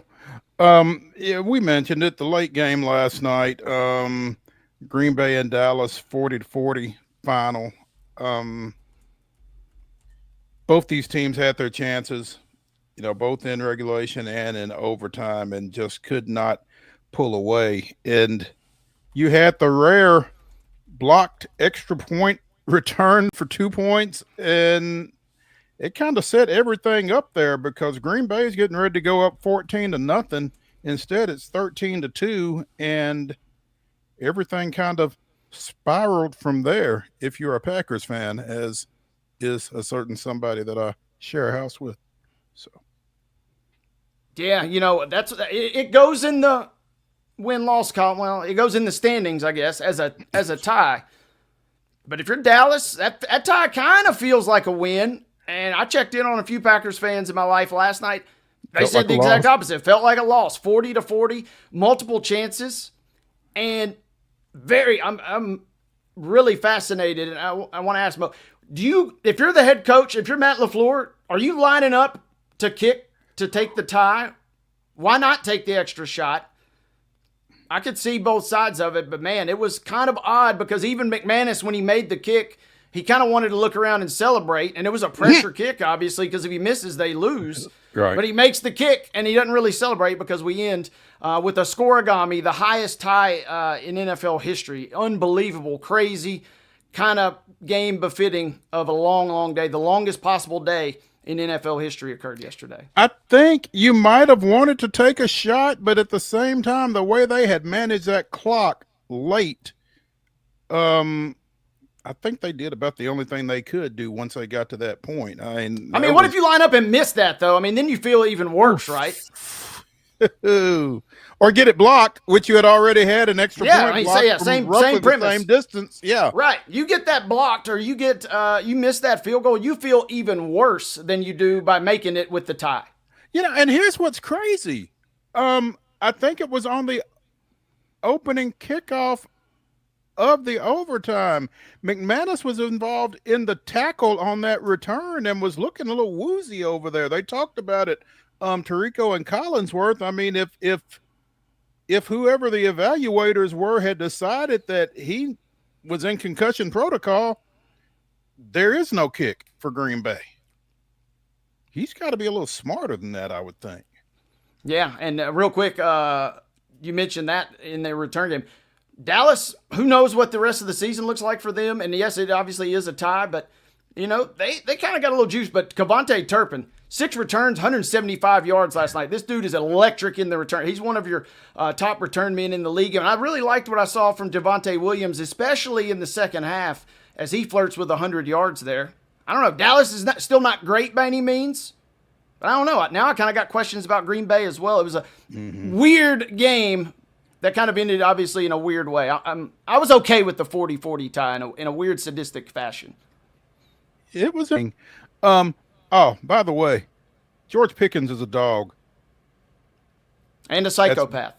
That too. That's a dog, D-A-W-G, though, not D-O-G. That dude, he made some plays last night that I've not watched a whole lot of Dallas, so and I hadn't watched a whole lot of Pittsburgh before either. But yeah, that dude is something special. Again, Monday Night Football tonight, Jets, Dolphins, 6:15 on ESPN. One of them is going to pick up their first victory. Bengals, Broncos at 7:15 on ABC. So plenty double-barreled Monday Night Football coming at you this evening. Let's go ahead and take a break as we continue the weekend wrap-up edition of Main Street Sports Today. When we come back, we're going to get with Bryan Fischer of Sports Illustrated, and I'm looking at a question from producer Mark, and yeah, we probably could have Mark now that you mention it. But anyway, let's take a break. We'll be back in just a minute.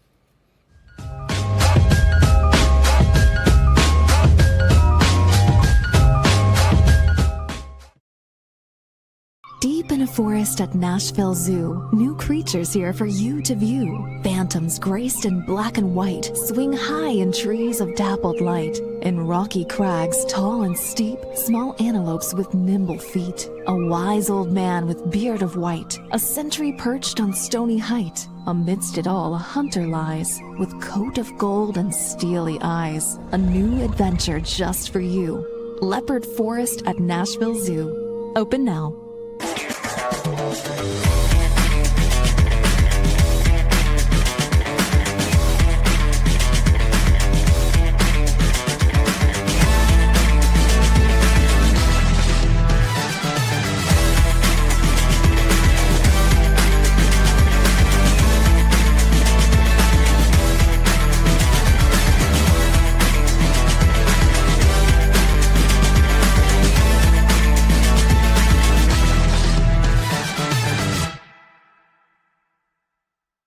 Jones & Lang Sporting Goods here in Columbia has been outfitting teams, officials, and anybody else from T-ball to college for 50-plus years. Be sure and check them out at 931-388-8060 or online at jonesandlang.com. Jones & Lang Sporting Goods, the look of a winner.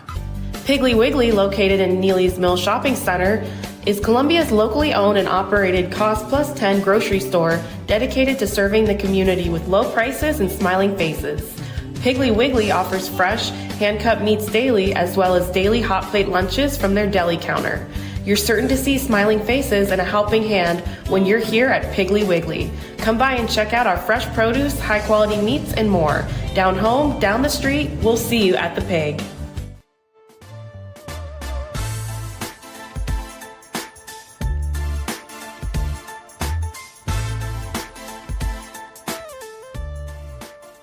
Welcome back into the weekend wrap-up edition of Main Street Sports Today, presented by the Tennessee Orthopedic Alliance of Columbia. That's Wade Neely. I'm Maurice Patton. Joining us now from Sports Illustrated to talk a little college football, it's Bryan D. Fischer. That's where you can find him on Twitter or on X, at Bryan with a Y, D. Fischer with a C. Bryan, thanks for joining us.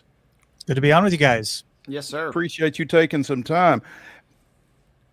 Bryan, when did losing to Notre Dame become a fireable offense? I don't know. That's a good. Yeah, I think it was really the nature, I think, of that loss for Sam Pittman. That it's one thing to lose to Notre Dame, and I think a lot of people expected that. Going into that game.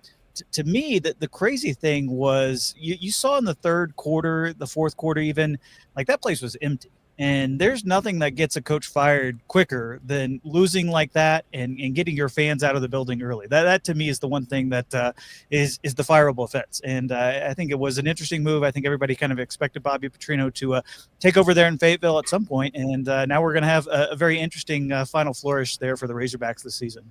Time is a flat circle, Bryan. It is. It is. I mean, could you imagine going back in time and talking to somebody, and saying, "Hey, this is Bobby Petrino is going to be the head coach again." Especially in this that press is just conference. temporary. Don't worry about it. He'll be back. Yeah. Well, I mean, it was notable in that release. I don't know if you guys saw that, but the fact that the AD is out there saying that Bobby Petrino wants the job again, and that's included in the official release, like that says a lot. And Bobby has certainly been well connected with a lot of boosters there. That's the reason why he was back there as offensive coordinator. So this will be what amounts to an addition, and we'll see where the school goes from there. But it is amazing that you can pretty much come back from anything nowadays, and that's especially the case in the SEC. Amen. Apparently, and to your point, Bryan, with that being included in the release, is that a this job is open but don't bother applying for it type thing? No, I don't think so at all. But I think it is an admission, from the administration that look, he's going to be in the mix, and that's probably going to scare off a few candidates for sure. But I think Arkansas will do their due diligence. But this is always going to be something that you do wonder who's going to be the ultimate authority on who's going to be that next head coach. Is it going to be the school president? Is it going to be the athletic director? Is it going to be a collection of boosters, kind of like it was in the basketball search? I think that's something that is on everybody's mind. And, to be fair, I mean, this could be a good job. It has all the makings and the hallmarks of being a good job. They're going to pay you $6, $7, $8 million a year. You're going to have resources there to win in the SEC. And there's a lot of corporate support, in that market that can support, not just the team itself in terms of the revenue sharing, but in terms of those NIL deals and whatnot with some major companies in that state. And, I think they're going to be coached that look at that and say, hey, despite the history there in Arkansas, these last really since Bobby Petrino really got them into the top 10, during his first stint, this can be a good job. And so I think it'll be interesting, especially in the context of what we expect to be a pretty active coaching cycle, how this kind of shapes up with the search. I'm intrigued, Bryan. I don't think there's an argument that this can be a good job. I think my question is, what is the definition of a good job as it relates to Arkansas in a 16-team Southeastern Conference that also includes Texas, LSU, Alabama, Georgia, Florida, A&M? What can what can Arkansas maybe that's some foreshadowing there, I don't know. What can Arkansas realistically aspire to in this Southeastern Conference on a year-to-year basis?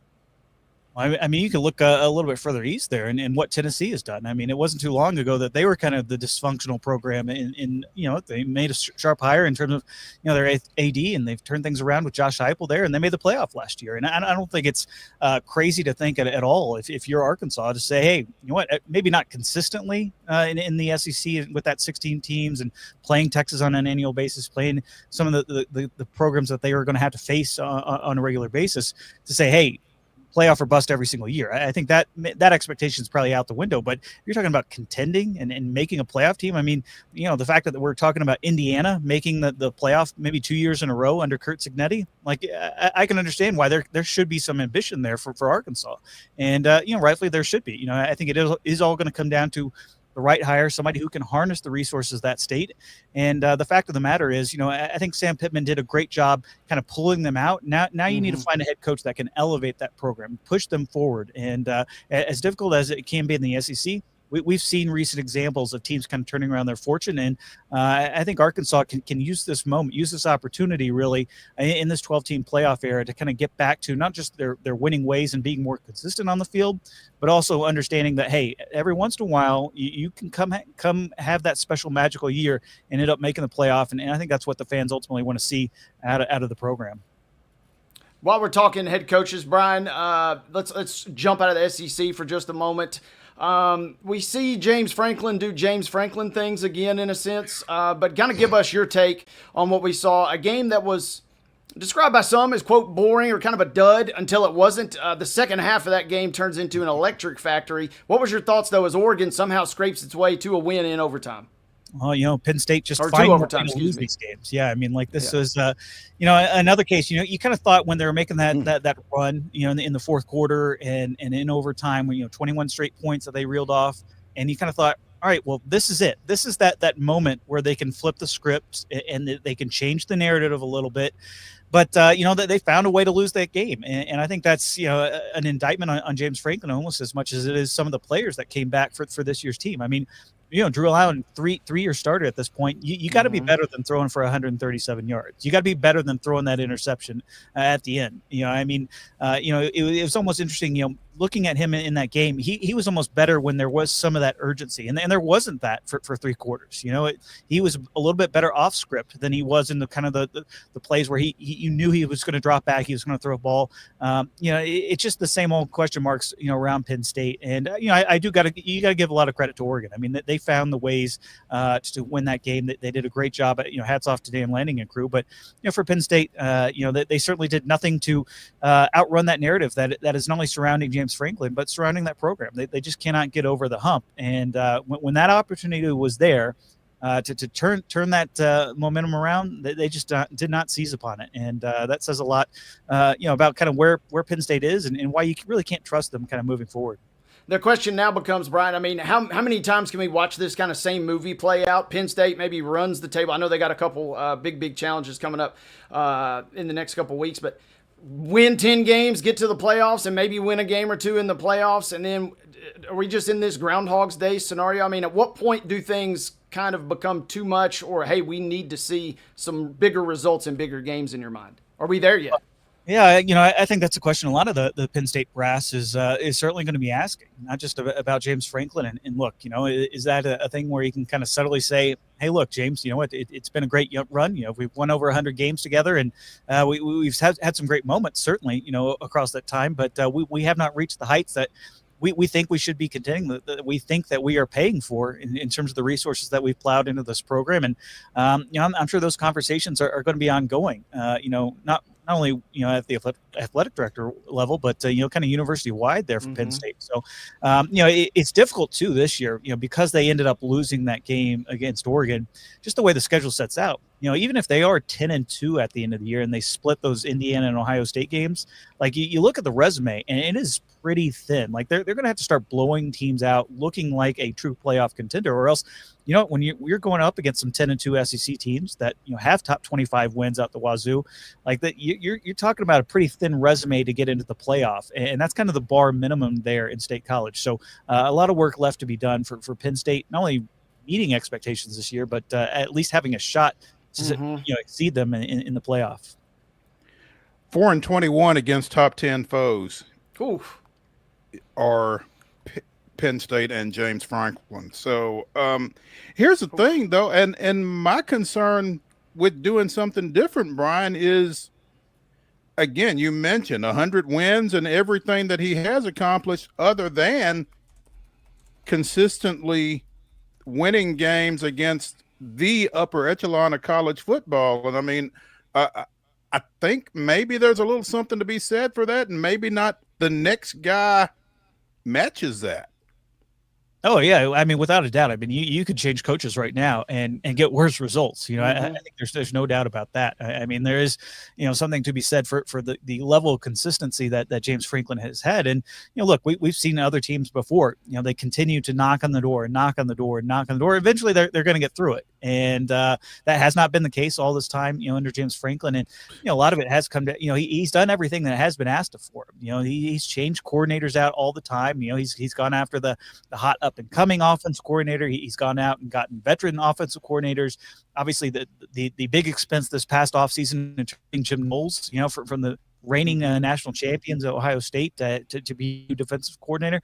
Like, that's ticking off a lot of boxes. He's recruited the 5-star quarterbacks. It just has not really worked out for him. And that to me is probably the biggest concerning factor, is that, you've gotten all the pieces correct. You've aligned everything there. You've got alignment with the administration. You're doing everything possible, and it's still not getting over the hump. So, at some point, the definition of insanity is doing the same thing over and over again. And the one thing that has not been changing throughout all that has been James Franklin. So at some point, Penn State's going to have to make a decision. And ultimately, if you're James Franklin, maybe you say, hey, maybe I do need to look at some other jobs. Maybe that if that Florida gig comes open, maybe I'm throwing my name out in the hat for that one. Maybe I am looking a little bit better, a little bit closer at that Arkansas gig and seeing what you could do there. Because at some point, these parties, it's one thing to keep winning 10, 11 games, but if the fan base expects even more than that, that leads to a lot of frustration throughout the season. It was a funny moment, though, Brian. They're down 17-3. The crowd is booing, and then seconds later, we're like, holy smokes, Penn State's sending this game to overtime.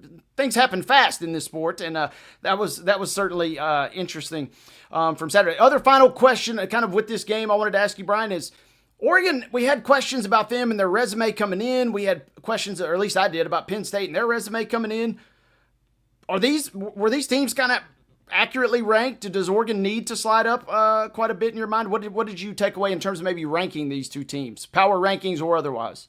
Well, I think Oregon's the second best team in the country right now. You look at what they did last season, and they still have not lost a regular season game since joining the Big Ten, which is kind of crazy to think about. But that's just kind of the program that Dan Lanning has built there in Eugene. You look at the quarterback transition. I mean, Dante Moore is capable of making more throws, better throws than what Dylan Gabriel was able to accomplish there in that offense last year. He might be the most talented quarterback that they've had on campus there since Marcus Mariota. And in terms of the upside that he has, with his legs, with his ability to move around, I mean, you're talking about a guy that probably should be in that conversation for the Heisman Trophy winner, for the Heisman Trophy. And look, they're stacked. They have built those offensive and defensive lines, with elite talent. They've gone out into the portal if they have a hole or have an issue, and gotten guys. If brought in guys like DeCorian Moore at wide receiver, the 5-star, who is looking like he's living up to that high recruiting billing so far, early on in this campaign. So this is a team that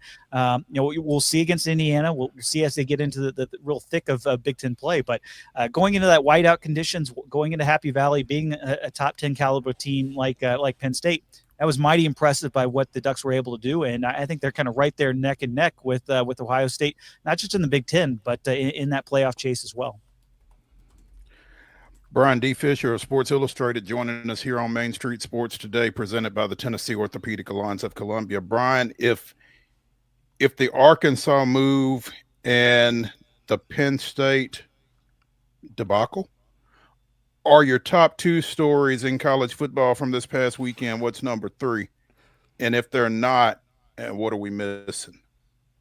Well, I think Ole Miss is certainly one of them with the way they've been playing, but I would put it out there in terms of what's Kirby Smart got to do to get over the Alabama thing. Is that between his head? Is that on the field? I mean, it seems like every time these two teams play, and it was really setting up nicely for him to get that win there in Athens, in terms of coming back. You withstand their initial punch, but you would have thought if they'd shut out Alabama, if you told them they were going to shut out Alabama in the second half, you're walking away with a winner there between the hedges, and that was not the case. And so I think a lot of soul searching needs to happen for Kirby Smart. And look, that defense is probably one of the worst that he's had the last couple of years there in Athens. So some big question marks around Georgia. I think that will be fine long term. They can still make the playoff. They can still beat an Ole Miss down the road. They can still beat Texas when they come into Athens later in November. Like, this is still a team that can contend for the SEC title, contend for getting a playoff bid. But if we're talking about getting back to those elite levels that we expect Georgia to be at, this team is nowhere near what we expected with Kirby Smart's crew. For sure. I mean, it's kind of a deal that if Georgia wasn't going to get Alabama this year, like you said, especially with the game being at Athens, when were they or when are they? So, yeah, definitely a letdown for folks in red and black this weekend. Mississippi State better than we thought? Tennessee not as good as we thought? What impressions, what takeaways did you have from Tennessee going overtime in Starkville before winning that one? Well, we all know how difficult a place it is to play down there in Starkville with those cowbells ringing, and Tennessee certainly discovered that. But give credit to Jeff Lebby. I mean, you talk about raising the floor of that program significantly over the offseason. Like, he definitely did that, and it helps to have a healthy quarterback. Like, that was probably the biggest issue that they had last year is not having much of a consistent balance between what they're able to do offensively and defensively. And they brought in a lot of pieces. Defensively, I think the defense is much better than I think anybody kind of expected coming into the year. What they've shown so far, despite that high score, against Tennessee going to overtime. But credit the Bulldogs. Like, this is not the easy out that kind of everybody had penciled in. I think everybody would have expected them maybe make some meaningful progress, but maybe not quite get to a bowl game this year when you kind of were penciling in wins and losses before the year to start. But this not only looks like a bowl team, this looks like a very difficult out for a lot of teams on that SEC schedule. And that should be kind of reinforcing that there's a lot of depth in this conference. And each week you got to bring it on Saturday, or else you will be liable, like Tennessee on Saturday was, to not only get taken to overtime, but liable to get upset as well. I guess I read too much into Indiana 63, Illinois 10 a couple of weeks ago, because I did not expect the Illini to bounce back for a 2-point win over Southern Cal. And I don't know if it was the early kickoff that got Lincoln Riley and the Trojans or what it was, but did not see that coming based on previous results. I mean, look, Illinois still was the team that had a lot coming back from last year. You have a veteran quarterback like Luke Altmaier. That's a team that knows how to win games. It knows how to win close games. Like, they've been in those situations last year where they played a lot of those one-score games, and I think they were able to use that. And I think you'd probably be a little bit upset if you're a USC fan, because look, again, you were pushed around defensively. Again, you got a team in Illinois that just kind of ran right at you and kind of pushed you around, there in the trenches. And that's something that you thought they were trying to address there in LA, but it doesn't seem like that is quite the case there for Lincoln Riley. And frankly, they didn't kind of take advantage of a lot of those defensive backs being out for Illinois either. Mekhi Lemon made some great plays, but those guys are still, right on him in a lot of those long touchdown catches that he had. So disappointing, I think, if you're a USC fan, but a nice bounce back for Illinois. And that's another team that, although they had that blowout against Indiana, if you almost flush that a little bit, if you're Brett Bielema, this is a team that can still make a run, not only in the Big Ten, but you talk about possibly getting one of those at-large spots in the playoff. They're still right in the thick of things, despite how bad things were 2 weeks ago. Brian, another question while we're kind of spinning conferences here. Talk to me about the ACC. How shocking was the loss from Florida State on Thursday? And I don't know that I'm prepared to live in a world where Virginia is ranked now, because it feels like we were, circling, maybe talking about a head coaching change there. But all of a sudden the Cavs and the Wahoo, I mean, they're rolling. Kind of break that down, what that loss maybe means nationally as far as the college football playoff, but even more so within the ACC race alone. Well, I mean, it was kind of a difficult weekend for the ACC, and you kind of thought, all right, maybe they're penciling in 3 or 4 teams to make the college football playoff. Right. Obviously, you got Miami, you had Florida State looked like they had that marquee non-conference win that would get them over the hump into the playoff. Certainly looking much more improved under Mike Norvell this year compared to last year. Yeah, Georgia Tech, everybody looking at that schedule game and saying, all right, that's a team that's going to go maybe undefeated into that game against Georgia, which would be down the road as well at Mercedes-Benz. But really kind of almost a body blow theory for the ACC. As good as the past couple of weeks were, eventually it caught up to them. And I think give credit to Tony Elliott there at Virginia. I mean, that was a team that went hard in the portal, brought in a lot of new additions. Like, they understood that, hey, this was going to be a make or break year, and they were very active in terms of not only recruiting guys but spending to improve that roster. They've done that. Chandler Morris looks really good operating that offense that he knows so well. So give them credit. They took it to the Knolls there in that game, and looked mighty impressive to not only earn the ranked win, but you almost kind of got to say, they could be one of those teams that should have been undefeated, at this point, given the way that they played NC State a couple of weeks ago, and just a kind of the topsy-turvy nature of the ACC at play. Now, I still think Miami has a very clear path to the playoff. They're still kind of the class of the league, still one of those national title contenders, but it's kind of after them. Those teams that you wouldn't say are great necessarily, but have a chance to be really good. That's where that middle class of the ACC, it's all a jumbled mess right now, and it's going to be interesting to see who kind of ultimately emerges out of that these next couple of weeks, and who can really contend with Miami to make it to Charlotte. And you mentioned the topsy-turvy nature of that conference. Is that what we chalk up Georgia Tech going to overtime against Wake to, or is there something else at play other than just the topsy-turvy nature of the conference? Yeah, I don't know if that's necessarily the ACC at the little Go ACC hashtag Go ACC at play for them, as much as like this is just kind of Georgia Tech as a program. Like, this is the scraps that they seem to always get into. I mean, even that opener against Colorado, they turned the ball over so often early in that game that they got in a big hole. And like, this just seems like this is what Georgia Tech is designed to do. But if they don't kind of get out of it, I mean, that game against Duke is going to be a difficult one down the road. Yes, the schedule pencils out pretty nicely for them to go on a run here, but it seems like they want to get in those scraps. They want to be in those low-scoring, close games. They just never want to kind of land that full uppercut and knock out an opponent. And as good as Haynes King has been, we saw it on that run to force overtime. Like, he was operating that offense really well, looked really great. You kind of expect, all right, if you could just get 4 quarters of that, Georgia Tech can be that team that can make a run and maybe even pull an upset there when they get to Charlotte. But this is kind of the nature of Georgia Tech, I think, more than anything than certainly an improved Wake under Jake Dickert, as well as kind of the nature of the ACC at this point. Iowa State dismantled Arizona in a matchup of unbeatens, 39-14 the final there. Iowa State was 14th at the time. Are they the best team in the Big 12?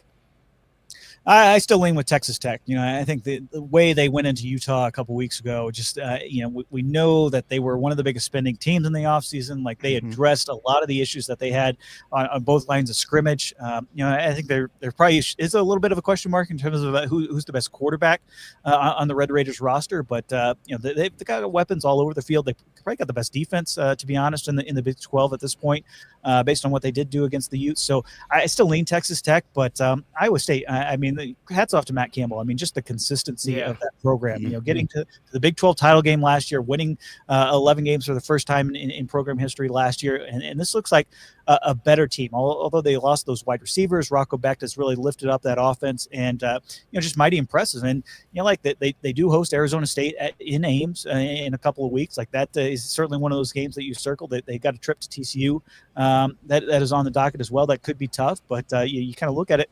They look mighty impressive, and not only a threat to get back to Dallas there for the Big 12 title game, but another team that you could see, even with one loss, maybe that's another contender for the playoff and one of those at-large bids. Here we go.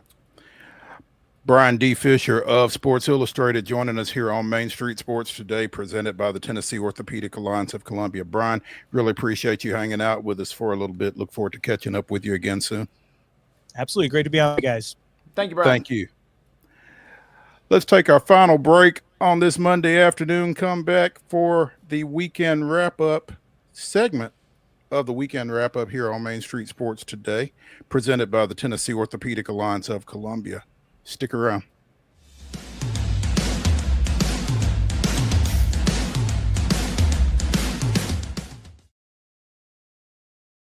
Being in Tennessee, we wanted to try to keep it as local as possible, so we have an entire section of our menu that is just dedicated to local whiskeys like Uncle Nearest, Jack Daniels, of course, George Dickel, Nelson Brothers, Greenbrier whiskey, and all of our taps are all local. From 2 o'clock until midnight, we've got food every day for you guys. A good handful of appetizers, some entrees, and a couple salads and things like that. My name is Ethan Kanata. Please come down and see us at the Pick Lobby Bar here at the Omni in Nashville. There's a line that links us all. Most of the time, we don't even think about it, but it's everywhere. Illuminating our neighborhoods, empowering our businesses, and helping us to recharge. Whether it comes from our grids, the sun, or a kind heart, we believe in the power of good energy. And as your family and region continue to grow, you can trust that we'll always be there for you. Middle Tennessee Electric, bringing good energy.